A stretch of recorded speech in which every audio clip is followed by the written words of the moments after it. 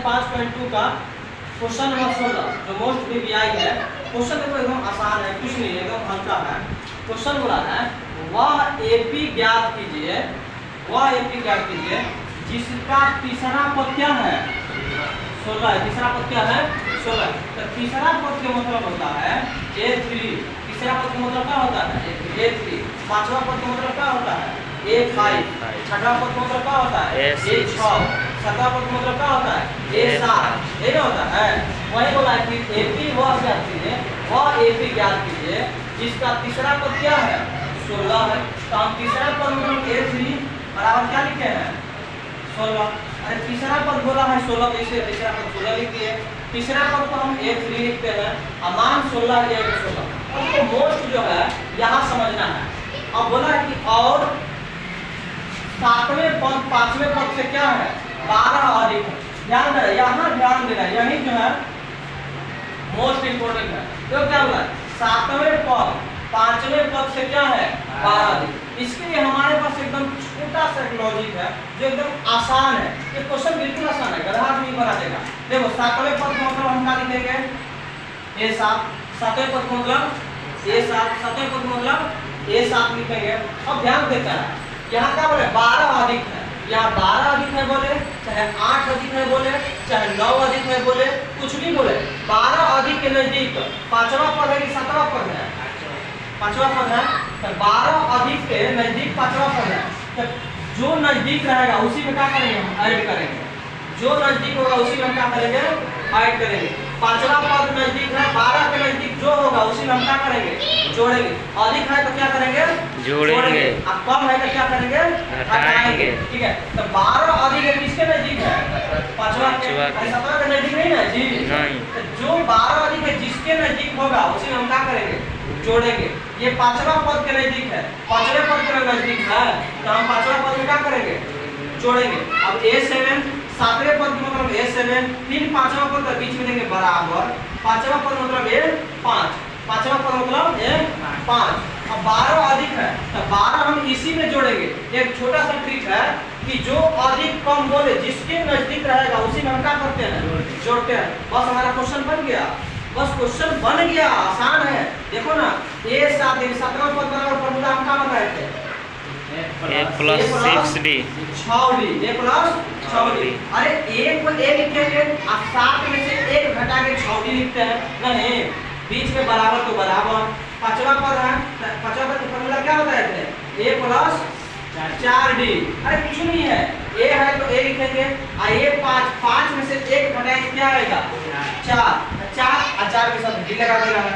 बस प्लस 12 है तो 12 कर देंगे। अब ध्यान देना A इधर भी प्लस में है और A इधर भी प्लस में है, क्या हो जाएगा कट जाएगा। बराबर के जब इधर भी कोई संख्या सेम हो और बराबर के इधर भी कोई संख्या सेम हो तो दोनों संख्या क्या होती है आपस में कट जाती है। अब देखो 6D ये 6D और ये 4D है, तो 4D इधर प्लस में इधर आएगा तो माइनस में। 6D में से 4D क्या करेंगे माइनस। अरे माइनस क्यों हुआ है क्योंकि 4 इधर प्लस में है, इसको इधर बुलाया है ना, ये 4D। अरे जाति जाति को एक तरफ 6D और 4D दोनों एक ही जाति का ना व्यक्ति है। अब बीच में क्या है सॉरी बराबर 12 है ना जी। अब 6D में से 4D हटाएंगे तो क्या बचेगा 2D। वेरी गुड 2D बराबर 12। तो D का मान कितना हो जाएगा D का मान कितना हो जाएगा 12/2 बराबर 6 हो जाएगा। अब बताओ D का मान हमको 6 प्राप्त हो गया।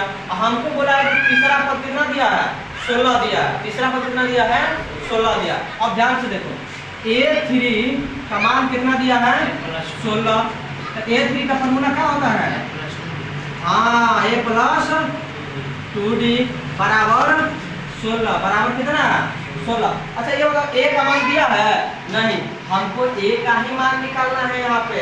अब देखो यहाँ पे A तो A लिख देंगे प्लस 2 है तो 2 लिखेंगे और D का मान कितना आया है 6 तो 6 लिखेंगे बराबर 16। A बराबर A प्लस 6 गुना 12 बराबर 16। अब यहाँ ध्यान देते हैं A बराबर 16 तो ये किया है 12 इधर प्लस में तो इधर जाएगा तो माइनस में, तो -12, 16 में से 12 हटेगा कितना आएगा 4। अरे 4 नहीं आएगा जी, 4 आ जाएगा। देखो ना a का मान भी 4 आ गया हमारे पास, d का मान भी आ गया 6 आ गया ना। आप बोला है वह AP ज्ञात कीजिए, माने हमको एक श्रेणी ज्ञात करना है, तो श्रेणी ज्ञात करना, a का मान 4 आ गया तो a2 का मान कितना था, a2 का मान कैसे निकालेंगे, a2 का मान होगा a प्लस d, a का मान है 4 और d का मान है 6, तो कितना आ गया 10। a3 का मान हमको निकालना नहीं, खुद निकाल के दिया हुआ है कितना, a3 का मान 16 दिया है, या निकाल भी लेंगे। a और प्लस क्या होता है 2d होगा ना जी, ये फार्मूला a का मान 4 प्लस 2 गुणे कितना हो जाएगा 6, 6 गुना 12 4 16, 16 आ गया। अब a4 का मान कितना निकालेंगे हम, a4 का फार्मूला कितना हो जाएगा a प्लस 3d। अरे नहीं होगा जी, a को a लिखेंगे, अब 4 में से 1 घटाएंगे 3 के साथ क्या लगा देंगे d, तो a4 बराबर a प्लस 3d होता है। अब ध्यान से देखो a का मान कितना आया है 4 प्लस 3 है तो 3, और d का मान कितना आया है 6 लिख देंगे यहाँ पे।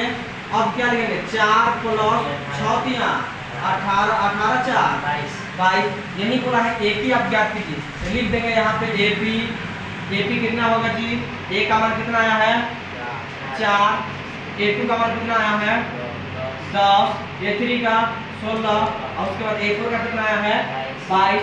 यही हो गया हमारा AP और यही हो गया क्या आंसर।